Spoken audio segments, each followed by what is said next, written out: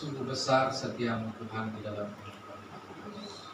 Sampai hari ini pun, jika kami ada, itu bukan karena kepintaran, hikmat, kekuatan, bukan karena apa yang kami miliki, tetapi semata-mata karena kasih dan bahkan anugerah. Karena belas kasih-Mu saja kami ada sampai hari ini. Terima kasih Bapa di surga yang baik. Sebentar kami mau merenungkan firman-Mu. Dalam nama Tuhan Yesus, pimpin kami dengan Roh Kudus sehingga kami dapat menangkapnya dan terutama kami dapat melakukan firman Tuhan. Haleluya, sama-sama katakan amin. Amin. Shalom.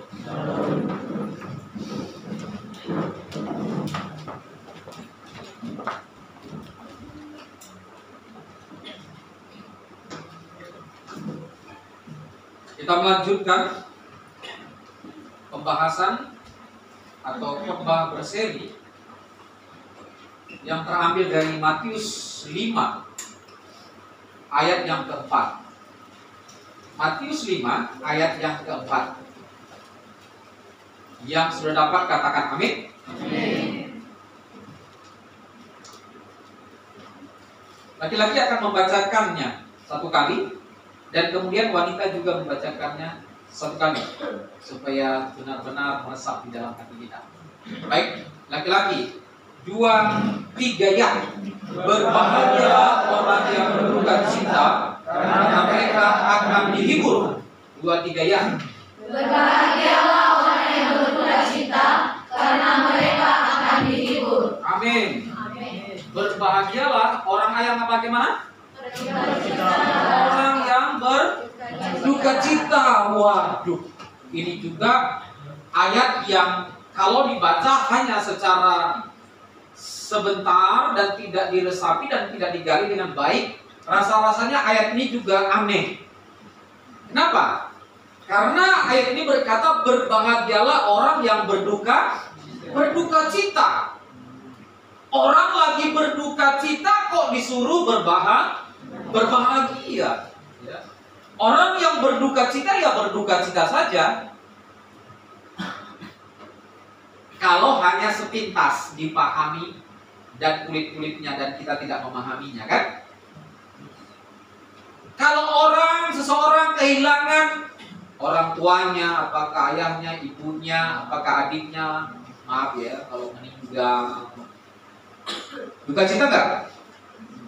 Sangat duka cita. Kemudian ada orang yang berkata, hei berbahagialah. Kira-kira responnya gimana ya? Rasa-rasanya belum saatnya deh saya harus berbahagia, kan? Atau kalau ada orang yang satu keluarga sedang kemalangan, ya, sedang ada bahkan di keluarga itu sedang menangis, ada mungkin di depan mereka masih ada orang yang dicintai yang meninggal. Kemudian ada orang yang masuk rumah kita dan kemudian berkata, orang bilang apa?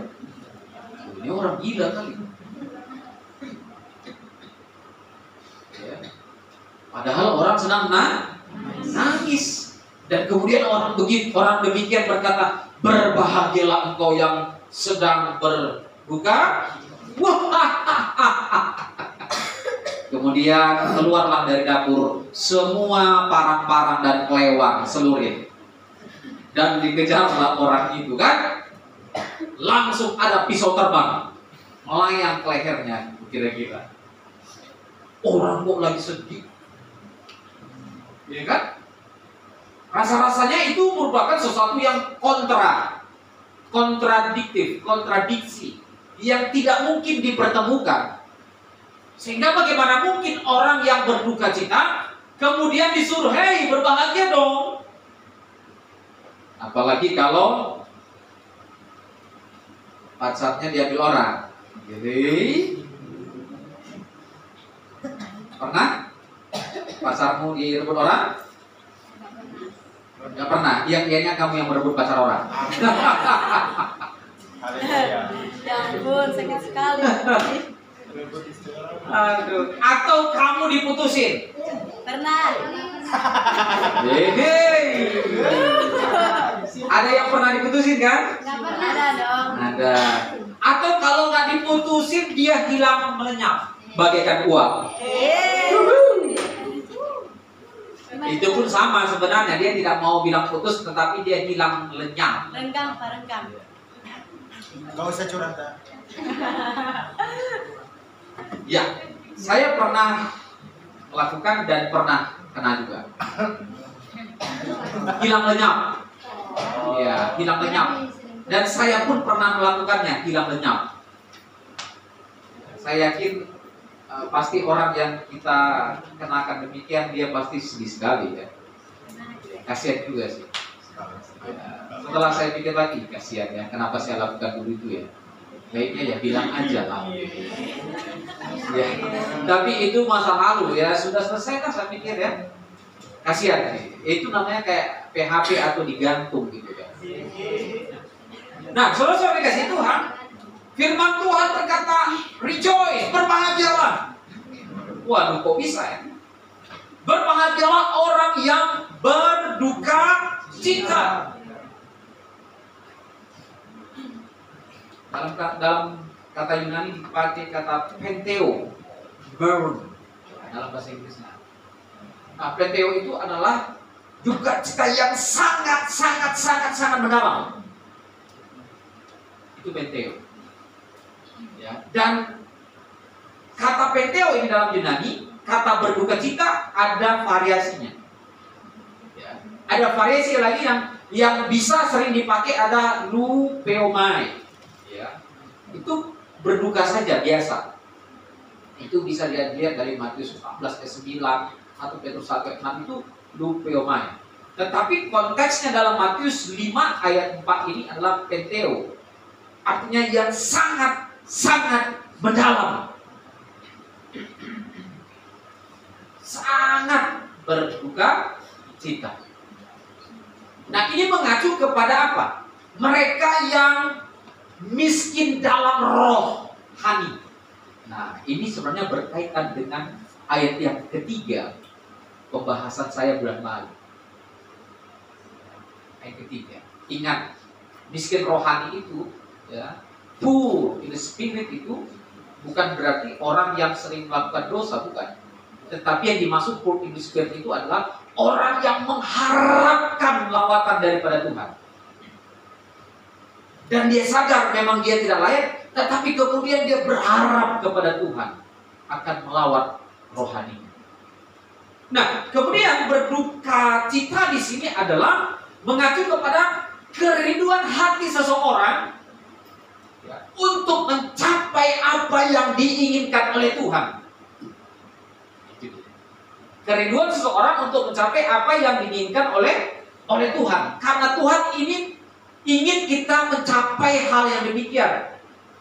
Atau bisa dikatakan juga karena kita keberadaan kita yang berdosa, keberadaan kita yang jauh daripada Tuhan, dan kemudian kita menyadari bahwa segala kesalahan kita, segala dosa-dosa kita, segala kekurangan kita itu di hadapan Tuhan kita, kemudian katakan kepada Tuhan, Tuhan, aku ini orang berdosa. Tuhan, aku ini jauh daripadamu. Tuhan, aku ini tidak layak daripadamu. Tuhan, banyak dosa-dosaku di hadapan Tuhan.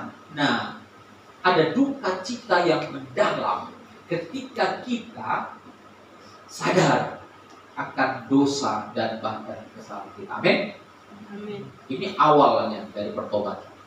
Dan kemudian itu terus menerus. Kalau kita sudah lahir baru nanti, ketika kita melakukan kesalahan atau dosa di hadapan Tuhan, maka ada terus duka cita. Itu ciri-ciri anak Tuhan. Ciri-ciri Roh Kudus bekerja dalam hati kita adalah, maka kita berduka cita atas segala dosa dan bahkan kesalahan kita.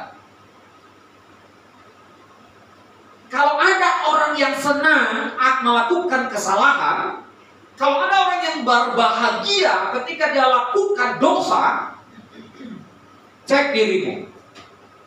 Kau belum dijamah oleh Tuhan. Atau memang hatimu mengeraskan di hadapan Tuhan? Hatimu keras di hadapan Tuhan.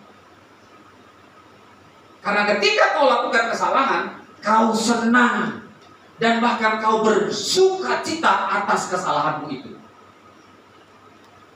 Ketika kau melakukan dosa di hadapan Tuhan, kau senang.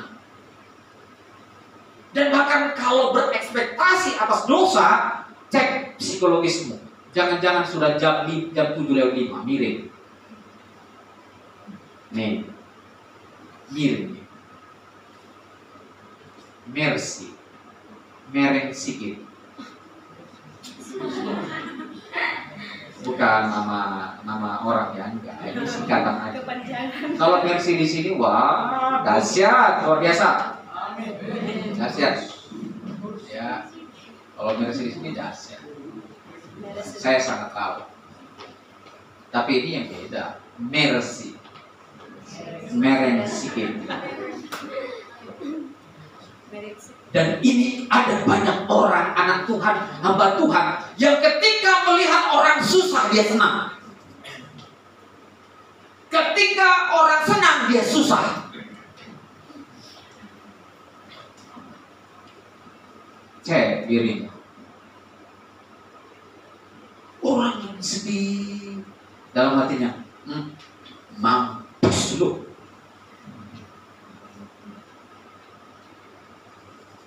Orang lagi senang, lu baru itu aja. Najis, cuy. Orang senang, dia sedih. Orang sedih, dia senang. Mercy, mereng sikit.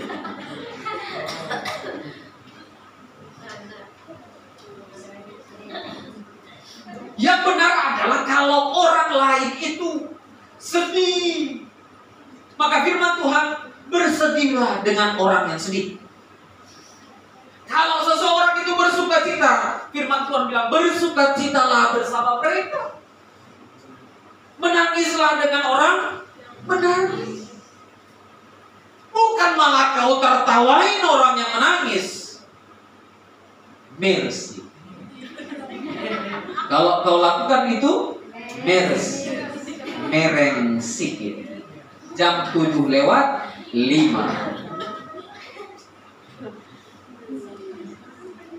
Nah, saudara-saudara yang dikasih Tuhan, Hitler pernah berkata, jikalau suatu kejahatan, dosa kau lakukan secara terus-menerus, 100, 200, 300 kali terus kau lakukan, maka itu bukan lagi sesuatu yang dosa.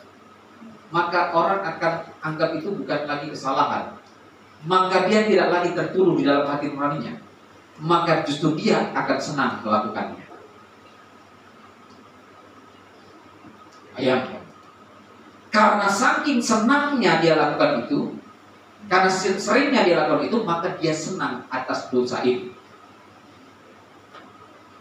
Bahaya ya? Bahaya. Orang yang senang dan happy ketika melakukan dosa, ini orang yang jauh masih dari Tuhan. Jauh. Manusia pada tataran umum saja, jangankan anak Tuhan, kita tidak usah bicara orang percaya Yesus. Orang yang umum saja, tataran yang masih normal saja, ketika dia melakukan kesalahan, kejahatan, perhatikan, hatinya sebenarnya tertuduh. Karena hati nurani kita ini diciptakan oleh Tuhan. Bukan itu. Maksudnya duduk itu maksudnya apa? Berdebar jantungmu ketika engkau melakukan kesalahan. Benar ya? Benar. Ketika jantungmu berdebar, itu tanda hati nuranimu teriak di dalam. Jadi yang mengambil handphone itu sebenarnya hatinya nggak tenang, cuma dia pura-pura tenangkan aja.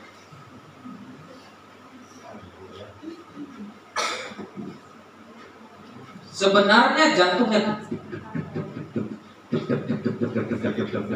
Kalau sempat dicek dan ketahuan betapa malunya dia. Saya takutnya saja kau lakukan itu terus di tempat yang lain. Kalau kau semester 2, kau bisa lakukan itu di tempat weekend nanti. Kalau kau semester 4, bisa kau lakukan nanti di tempat PKL. Kalau kau semester 8, kau lakukan di tempat kau ngajar dan pelayanan.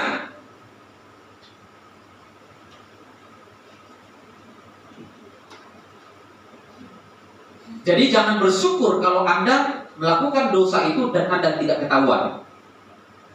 Jangan bersyukur. Justru semakin Anda terpuruk nanti di dalamnya. Dan Anda akan merasa itu biasa. Dan Anda akan lakukan lagi itu. Ketika Anda lakukan lagi, mulai terbiasa. Lakukan lagi, mulai terbiasa. Lakukan lagi, mulai terbiasa. Dan semakin tingkat tinggi, sebesar lagi, makin besar lagi, makin besar lagi. Dan suatu saat Tuhan akan tunjukkan siapa diri. Tuhan tidak mati. Amin. Sekarang engkau tidak ketahuan, tetapi suatu saat Tuhan akan tunjukkan. Pepatah berkata, sepintar-pintarnya kancil melompat, dia akan jatuh. Dan bahkan selincah-lincahnya monyet dari satu ranting ke ranting yang lain, dia bisa jatuh ke bawah. Tupai yang melompat ya. Itu yang benar. Sama lah itu. Mau tupai pun apapun sama lah. Cocok untuk dia. Cocok tupai itu cocok monyet juga. Suatu saat akan ketahuan. Saya dulu punya teman pelayanan. Sudah lulus STH. Udah pelayanan sama-sama. Ngajar lagi dia guru agama. STH ngajar guru agama. Dan memang diterima waktu itu. Sering kehilangan persepuluhan. Dan dia memang megang kunci dan dia sering menghitung. Mungkin gereja belum tahu. Tapi saya jelas tahu. Karena waktu tinggal bersama pun terjadi juga. Kami bertiga, satu berasal dari ya, nggak sebut asal ya, kayak enak. Ya heboh di kamar. Aduh, heboh. Dia bilang, duit saya hilang. Oh, kami cuma bertiga. Waduh, duit saya hilang katanya. Dia baru dapat kiriman dari kampung. Waduh, saya bilang, ayo kita kumpul dulu, saya bilang. Duduk bertiga, ayo pagi-pagi. Duitnya hilang di mana? Saya bilang. Di ATM. Wih, di ATM hilang. Oke, saya bilang. Kalau di ATM hilang, yang pertama saya bilang, apakah ada orang yang mengetahui PIN ATM-mu? Yang kedua, apakah kau pinjamkan ATM-mu? Ya kan? ATM kan gitu aja. Kalau Anda tidak pernah kasih tahu, sulit orang tahu. Paling-paling dia incar terus di handphonemu apa, itu susah deh kayaknya. Tapi saya bilang, orang yang tahu ATM PIN-mu siapa? Oh, kami berempat, berempat. Yang tahu PIN ATM saya, kami bertiga kan. Oh, mereka bertiga. Oh, oke, saya bilang. Oh, bisa dikasih tahu, saya bilang. Ya karena mereka juga kalau ngirim lewat ATM saya. Waduh, saya bilang. Itu satu sebenarnya udah salah langkah, saya bilang. PIN ATM itu nggak boleh dikasih tahu. Tidak boleh. Oke, yang tahu berdua. Terus ya waktu malam-malam saya ajak si ini cek. Dia tahu dong nanti waktu masuk itu. Saya bilang, iya ya sudah. Ya, saya bukan bilang, saya tidak menuduh. Tapi satu juga itu kecerobohan. Saya bukan mau kita saat kita kan berempat, nanti bisa ribut saudara, bisa bisa baku hantam. Maaf saya bilang, teman, kamu pernah kasih PIN ATM ke saya? Nggak pernah. Dan hanya yang berdua, iya. Itu udah saya bilang. Ya maaf ya, saya tidak perlu teman-teman, saya bilang. Saya minta maaf. Ya, tapi itu pasti. Oke, dianggap selesai saja. Mungkin dia juga nggak berani. Yang kehilangan ini ya maaf ya, kalau dalam kumpulan yang orangnya nggak berani. Dan kalau melihat kami bertiga ya mungkin dia tuduh yang lain bisa tampol mungkin ya. Memang dari secara fisik nggak berani juga dia. Kan kalau laki-laki kan gitu, berani nggak lo gitu? Nggak berani dia juga curiga kan. Saya bilang berdua, makanya waktu berdua saya bilang makanya jangan kasih tahu lagi. Kasih tahu. Iya. Waktu malam itu ya dia tahu saya dapat kiriman. Apa kok kasih tahu ATM? Saya nggak pernah saya kasih sama sekali. Nggak boleh saya bilang. Dia pinjam nggak boleh. Ya kalau dia kirim jangan pinnya kasih. Ya kirim aja orang tuanya ya. Berapa? 200. Ya sudah kamu ambil kasih 200 selesai. Pinnya kamu kasih. Aneh saya bilang. Ya maaf ya, saya bukan mau ini. Sudah, itu kesalahan juga. Berikutnya lagi, sering hilang handphone. Memang kalau sudah mencuri ketagihan, dahsyat. Handphone jemaat hilang, gagal. Aduh, saya bilang saya udah curiga sih. Cuman saya nggak nuduh ya. Lama lagi hilang sering handphone, hilang lagi persepuluhan. Lama lagi hilang keyboard dari gereja. Keyboard dulu Yamaha hilang. Sampai lapor polisi. Polisi cek pintu dari atas semuanya. Polisi kan pintar. Cek nggak ada yang dibongkar. Polisi bilang orang dalam. Cek, diinterogasi sesuatu. Ya, diinterogasi, polisi bilang ini dia orangnya sebenarnya. Ya polisi mana bisa begitu? Dia punya trik untuk menanyai kamu kan. Dari nafasmu, dari kegentaran bibirmu aja ketahuan. Orang yang bersalah, ini bibirnya menjawab aja ketakutan. Dari sorot matamu, psikismu ketahuan. Polisi bilang dia kok. Dia bilang aku bukan saya. Ya udah. Dimaafkan lagi. Karena dimaafkan, gaskeun. Tahu apa yang diambil lagi? Motor jemaah. Mantap kan? Dan engkau hari ini kalau yang mencuri handphone itu, kalau kau tidak bertobat, kau akan langsung berlanjut kamu. Lanjut kamu. Hobimu nanti. Betapa malunya dirimu kalau kau perempuan, malu kamu. Kalau kau perempuan, malunya minta ampun. Kamu perempuan pencuri. Betapa malunya. Orang bilang, perempuan. Bertobat ya. Kalau ada yang ini dengar firman Tuhan ini. Kau jual pun ke sana pari 500-nya. 1 juta pun gak sampai. Tapi harga dirimu, orang tuamu, betapa jijik, mengeri. Kalau kamu gak punya duit, bilang aja sama saya, Pak, saya gak punya sabun.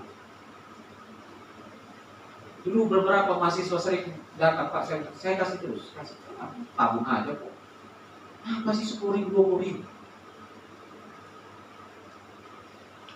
Kalau kau perempuan nanti, ya saya bilang, kalau kamu semester 2 yang akan weekend, nanti kamu akan ketahuan. Kau lakukan itu nanti tempat pelayanan. Dan itu sudah terjadi kan? Yang kita keluarkan kan? Di tempat weekend pun dilakukan. Hobi. Benarlah kata Hitler. Dosa kejahatan dia kalau dia lakukan terus-menerus, akan dia anggap tidak dosa. Dia senang melakukannya, enjoy. Jadi benarlah nubuat Hitler nanti pada dirimu. Ini bukan buat Nabi, Hitler berbuat juga. Dan kau yang mengenapinya. Bertobat ya, tobat. Kalau kamu nanti PKL, kamu lakukan itu setahun kamu di tempat PKL. Gatel tanganmu, ada duit, ada handphone, gatel, cek, telepon, ring, telepon Pak. Ini loh Pak, yang masih PKL ini loh Pak. Kenapa? Tertangkap CCTV loh, mencuri uang, mencuri handphone loh. DO Pak. Malu.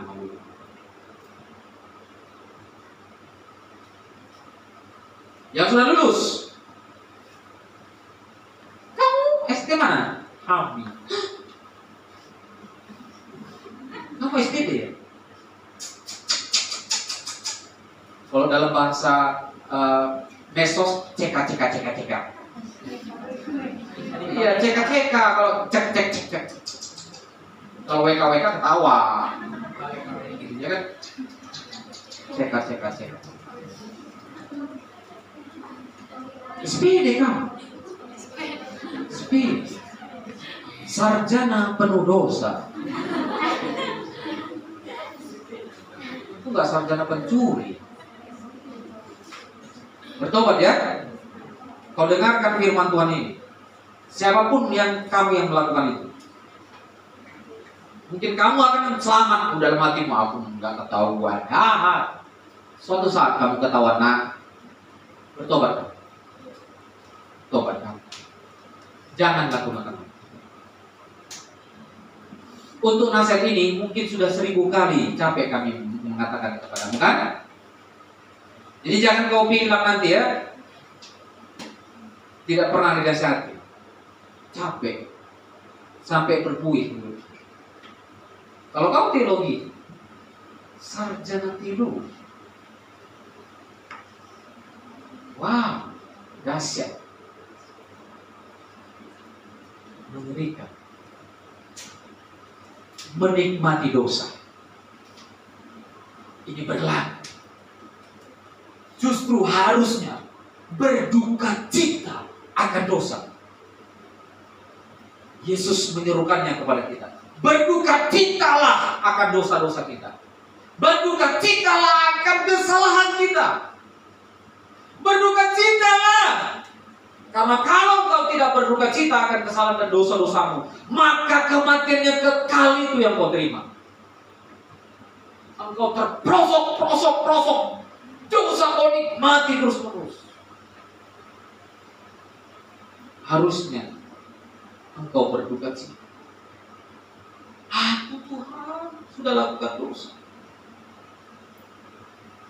Aku Tuhan, aku jahat di hadapan. Aku ini Tuhan udah semester ini sudah kuliah semester, aku sudah ini sudah melayani. Tuhan, aku masih melakukan itu. Tuhan, aku berdosa. Itu yang harusnya dilakukan.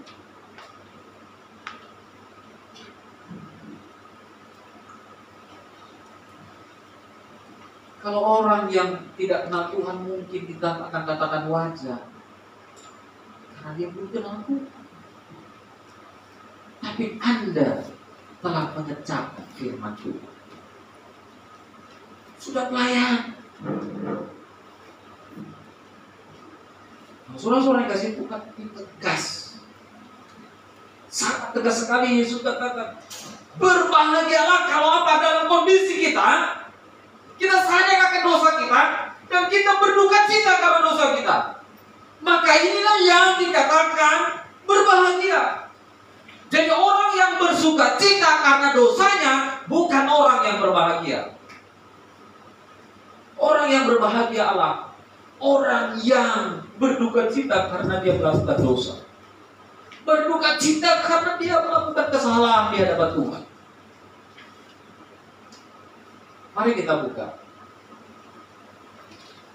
di dalam Roma 4 ayat 7. Roma 4 ayat 7, satu orang memecahkannya dengan kuat.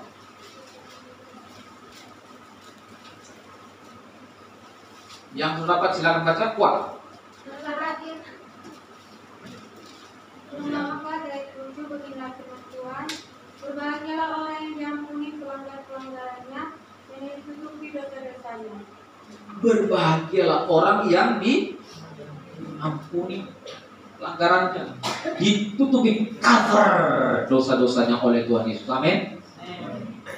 Ini hanya berlaku bagi orang yang berduka cita karena dosa. Tuhan tidak akan memberikan pengampunan bagi orang yang berduka, yang masih senang melakukan dosa. Ini hanya berlaku bagi orang yang dia sadar kejahatannya. Maka Rasul Paulus katakan, berbahagialah orang yang diampuni pelanggaran-pelanggarannya dan ditutupi dosanya oleh Tuhan Yesus. Amin. Baca 1 Yohanes 1 ayat 8 dan 9.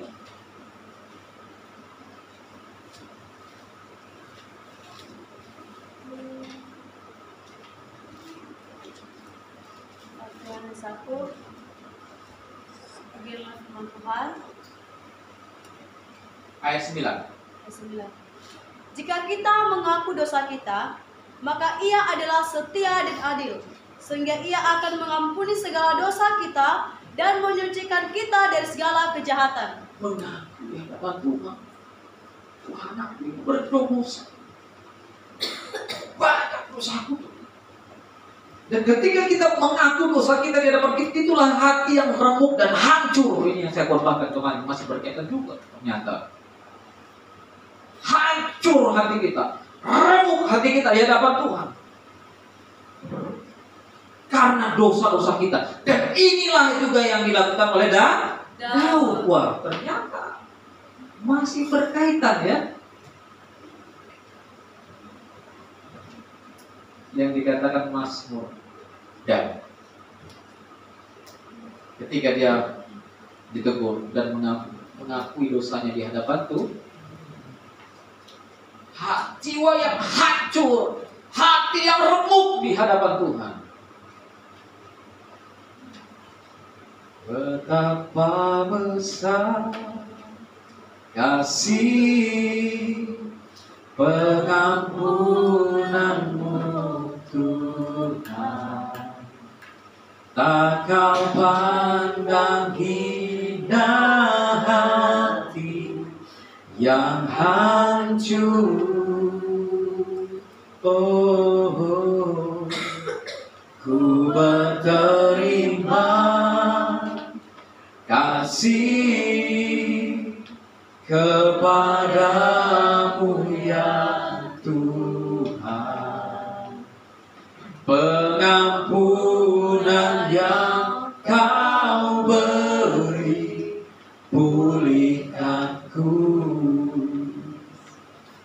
Pengampunan itu, pemulihan itu terjadi kalau kita mengaku dosa kita dan hati kita remuk, jiwa kita remuk di hadapan Tuhan.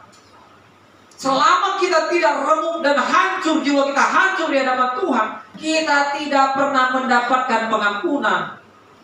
1 Yohanes 1 ayat 9 tadi katakan, barang siapa mengaku di hadapan Tuhan, Tuhan ya aku berdosa Tuhan. Bukan mengaku ecek-ecek. Orang-orang kadang-kadang ketika baca Alkitab diselewengkan. Enggak, ini bukan ecek-ecek. Barang siapa mengaku di hadapan ini benar-benar sungguh-sungguh hatinya remuk dan hancur, Tuhan aku berdosa, seperti Daud mengakui dosanya di hadapan Tuhan karena ditegur oleh Nabi Nathan. Dia rampas Batseba dari Uria. Dia atur barisan Uria ketika berperang di depan. Mundur katanya, mati Uria, bunuh. Mengerikan Daud dosa yang dilakukan. Kok udah bunuh, ambil lagi, berzina lagi, mengerikan Daud. Tapi Daud ketika ditegur, maka dia berduka cita. Dia berduka cita akan dosa-dosa. Ini yang diminta dari kita. Amin. Berduka cita segala dosa-dosa. Nah, mari kita lihat di dalam Yesaya 61 ayat 2. Ini menarik sekali. Yesaya 61 ayat 2 sangat berkaitan dengan konteks perjanjian lama. Ayat ini erat korelasinya dengan konteks perjanjian lama. Saya minta salah seorang dari ayat 1 dan 2 saja supaya komprehensif. Yesaya 61 ayat 1 dan 2. Satu orang bacakan silakan. Roh Tuhan Allah ada padaku, oleh karena Tuhan telah mengurapi aku. Ia telah mengutus aku untuk menyampaikan kabar baik kepada orang-orang sengsara dan merawat orang-orang yang remuk hatinya, untuk memberitakan pembebasan kepada orang-orang tawanan dan kepada orang-orang yang terkurung kelepasan dari penjara, untuk memberitakan tahun rahmat Tuhan dan hari pembalasan Allah kita, untuk menghibur semua orang berkabung. Amin. Ini janji Nabi Yesaya kepada bangsa Israel akan adanya pembebasan Israel dari tawanan. Karena mereka ditawan, miskin, dikerja paksa, sengsara sekali mereka bangsa Israel. Selama berapa tahun di Babel? 70 70 tahun. tahun sengsara sekali. Dan Tuhan izinkan itu. Bukan hanya izinkan, memang Tuhan yang melakukannya untuk menghukum bangsa Israel. Karena mereka mendua hati dan bahkan mengesampingkan Tuhan. Tuhan hajar bangsa Israel. Tetapi dalam kitab Yesaya, Tuhan juga menjanjikan pembebasan kalau sudah penuh tahun itu. Kalau sudah komplit penghukuman itu, maka ada pembebasan bangsa Israel. Dan di sana dikatakan tahun rahmat Tuhan, ini yang disebut dengan Yobel. Ini tahun pembebasan, ini tahun pembebasan, semua tawanan dilepaskan. Yang lumpuh dan yang buta, lompat dan bersoraklah, sebab ini tahun pembebasan. Wah, dahsyat. Itu kalau KKR nyanyiin itu luar biasa ya. Tahun pembebasan, tahun rahmat Tuhan. Dalam konteks itu digenapi ketika bangsa Israel keluar dari tanah Babel. Itu juga harus dibebaskan. Perhatikan. Namun tidak hanya di situ saja. Ayat ini bukan hanya digenapi ketika bangsa Israel keluar dari bangsa Babel. Selesai penghukuman selama 70 tahun. Tidak. Ada pengharapan yang jauh lagi yang bersifat mesianik. Double reference. Dalam konteks hermeneutik namanya double reference. Ketika Yesus membacakan Nats Yesaya 61 ayat 1 dan 2. Di dalam Lukas 4 ayat 18 dan 19. Saya minta satu orang. Lukas 4 ayat 18 sampai 19. Lukas 4 ayat 18 sampai 19. Satu laki-laki dengan suara yang mantap. Laki-laki, silakan. Lukas 4 ayat 18 sampai 19. Beginilah firman Tuhan, Lukas pasal 3 4. ayat 4 ayatnya yang ke-18.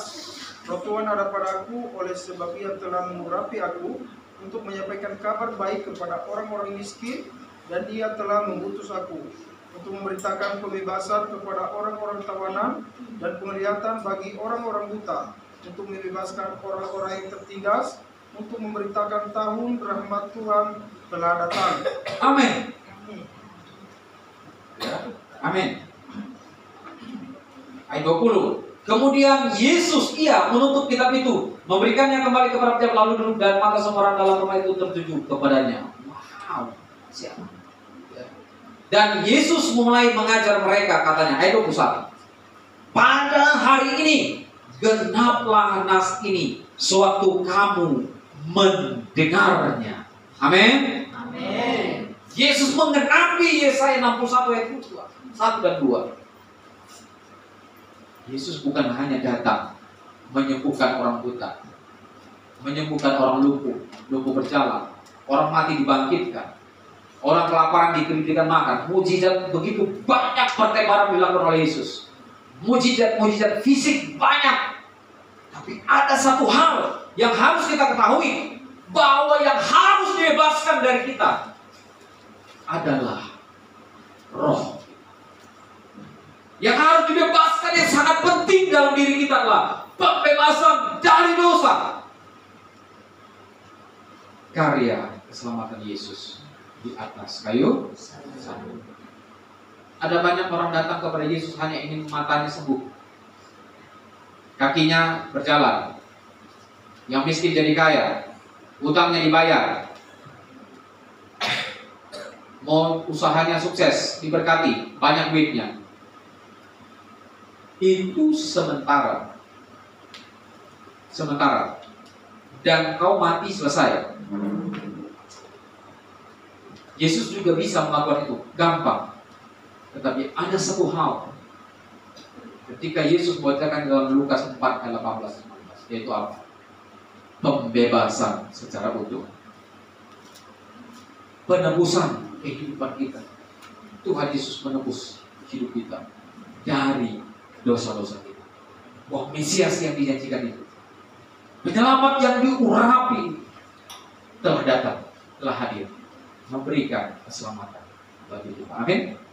Berbahagia orang yang percaya, karena mereka akan peroleh kehidupan yang Saudara dikasih buat nikmat sekarang. Mari, semakin hari semakin kita lebih lagi. Setiap hari kita fokus untuk mengasihi Tuhan. Di dalam perjalanan kita fokus untuk melakukan firman Tuhan. Mungkin saja kita masih tergelincir, mungkin saja kita masih melakukan kesalahan, tapi bukan menjadi pembelaan, ya, bukan menjadi hal yang kau katakan, besok aku minta ampun lagi, besok aku minta ampun lagi kepada Tuhan. Tidak demikian. Firman Tuhan katakan, hei, jangan kau sesat, kata Rasul Paulus. Apakah dengan demikian kita boleh bermegah akan dosa kita? Hei, jangan sesat. Jangan anggap Tuhan itu main-main. Yang engkau besok mau datang, Tuhan ampuni aku ya. Besok lakukan lagi, Tuhan ampuni ya. Kau pikir Tuhan manusia? Dia sanggup menembus hatimu yang paling terdalam, memisahkan jiwa dan roh. Jangan pernah bermain-main dengan Tuhan. Seriuslah dengan Tuhan. Kalau bermain-main, bermain-mainlah di wahana permainan. Tapi jangan pernah bermain-main dengan Tuhan, dengan firman Tuhan. Serius. Ada waktunya untuk bermain. Tapi urusan Tuhan, urusan firman Tuhan harus serius. Amin. Jikalaupun kita ada kesilapan kita, dan memang kita tidak ingin juga melakukannya, berduka cita atas dosa kita. Memang kita ingin Tuhan bebaskan saya, dan bahkan ketika kekejaman Tuhan aku masih ada di situ, Tuhan. Berduka citalah akan dosa kita. Terus berduka cita, karena memang kita harus senantiasa bertobat. Amin. Amin. Kita masih berjuang dengan tubuh kita ini.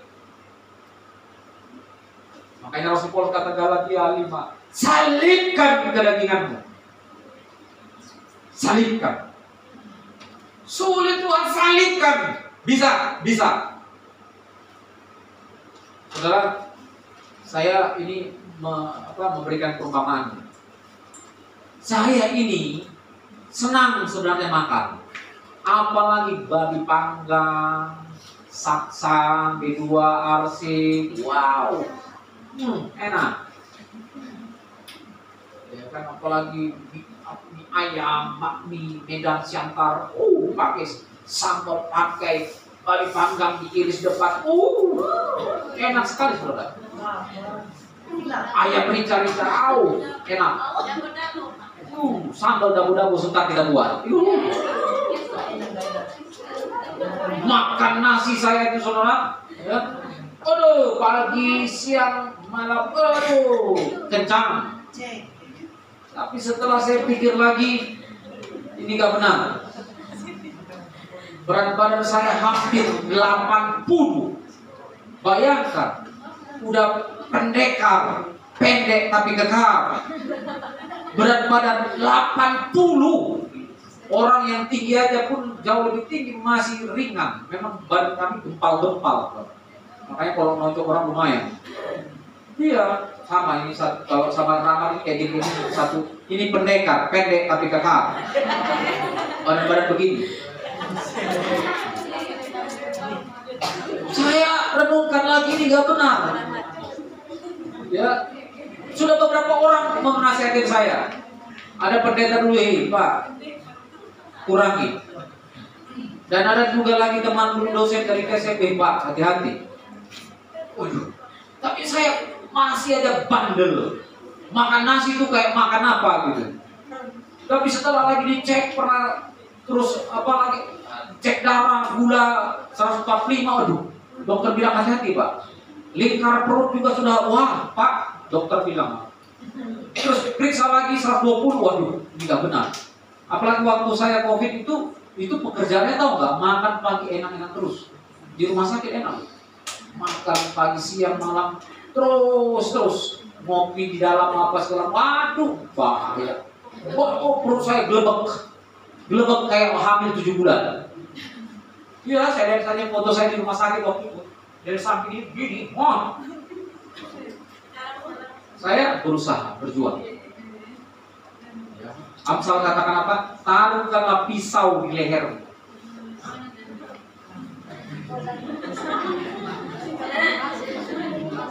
Saya berjuang. Makan nasi sudah mungkin hampir 3 bulan tidak pernah lagi. 3 bulan. Jalan 3 bulan. Enggak lagi. Teh manis, kopi, enggak, hampir 3 bulan. Enggak lagi. Ya, kalaupun ada apa daging gitu, dagingnya aja saya makan. Nasi enggak lagi. Jauhkan. Bisa ternyata. Ini merupakan salah satu melawan kedagingan. Bisa kok. Mie instan enggak. Udah hampir 3 bulan. Olahraga. Yang dulu malas sekali saya olahraga, itu kedagingan. Dan saya pikir itu juga merupakan cara kita, strategi kita lawan dosa. Karena kita lawan dosa ini kan susah. Tapi kalau komitmen yang kuat, sama seperti dia itu, puji Tuhan, hampir 80 saya, 79 lebih saudara. Sekarang 69, 10 kilo habis. Ini celana ini udah mulai longgar. Ini saya ketatkan. Celana yang lain udah longgar semua. Celana pendek udah longgar semua. Baju-baju saya yang dulu gak bisa masuk lagi, saya coba masuk lagi. Sudah masuk. Contohnya satu ya, baju yang Jenny kasih dari Kalimantan kan, saya pakai udah bisa. Dulu waktu dia datang, waduh, perut hamil. Coba sekarang begitu. Ringan. Itu merupakan salah satu bukti bahwa tidak ada yang mustahil. Amin. Berjuanglah akan dosa kita. Berduka cita. Ya. Mohon pimpinan daripada Tuhan. Firman Tuhan berkata apa? Berbahagialah, karena mereka akan dihiburkan. Para kaleo. Dan ini sama kata yang dalam Yohanes 14 ayat 16, Yesus menjanjikan Roh Kudus. Dia disebut juga Parakletos. Ya. Parakletos itu artinya teman yang menghibur dan senantiasa ada bersama kita, itu artinya. Dialah Roh Kudus. Penghiburan itu bersumber dari Tuhan. Amin. Jikalau kita sungguh-sungguh berduka cita karena dosa dan salah kita, Tuhan akan menyertai kita dan menghiburkan kita. Dan kita disebut orang-orang yang berbahagia. Amin. Berikan kemuliaan bagi Tuhan. Saya undang kita bangkit dari semua, dan saya undang Kalius Taman untuk kita sama-sama membandingkan. Kita tolong dimatikan videonya.